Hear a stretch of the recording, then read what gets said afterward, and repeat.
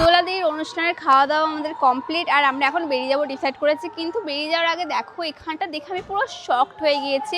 তোমরা সকলেই জানো আমরা একটা নতুন ঘর বানিয়েছি, আর সেই ঘরে না আমি অনেক রকমের গাছ লাগিয়েছি, মানে ছোট ছোট ছোট ছোট করে গাছ লাগিয়েছি। উইশ লিস্টে রেখেছি সমস্ত গাছ আমি ওদের বাড়িতেই পেয়ে গেছি। আমার না গাছগুলোকে দেখে মনে হচ্ছে এখান থেকে ডাল কেটে কেটে নিয়ে চলে যাই বাড়িতে গিয়ে রেখে দেবো, কারণ এগুলোর দাম অনেক এক্সপেন্সিভ। এগুলো সমস্ত গাছগুলো প্রচুর এক্সপেন্সিভ। দিকে দেখো মিনি কিচেন, ওটা হচ্ছে দোলাদির মিনি কিচেন, যেটা জলের উপরে ভাসছে, ফ্লোটিং কিচেন। ও মাই গড।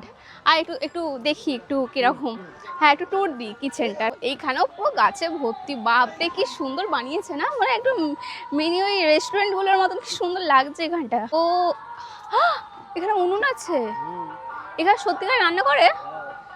ও গড, এখানে উনুন আছে, তারপরে উনুনে যে দেয় খড় টড় ওগুলো আছে। কি সুন্দর না, কি সুন্দর বানিয়েছে। অ্যান্ড এই জায়গাটা দেখে মনে হচ্ছে কোনো ওই রেস্টুরেন্টের ব্রিজগুলো হয় না, ওরকম টাইপের ভাইব পাচ্ছি। ক্যাফের ব্রিজগুলোর যে ভাইব দিচ্ছে, কি দারুণ। বাড়ির সামনে এত সুন্দর একটা রান্নাঘর কিচেন। আমাদের ড্রাইভার দাঁড়িয়ে আছে।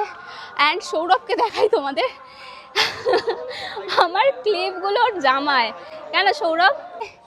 একদম কোনো মেল ইগো নেই, একদম নিয়ে নে, কাঁদে নে নিয়ে নে। লজ্জা পার কি আছে? এটা হ্যাঁ এতক্ষণ তো দুজনেরই এতক্ষণ ওরকমই ছিল। লজ্জা পার কি আছে ভাই? ভালোবাসি সেটা খুললাম কর, তাই না? অত লজ্জা পার কি আছে? এটা খুবই, হ্যাঁ। আর যদি না নিস তাহলে এটা ডিসরেসপেক্ট করা হবে আমাকে।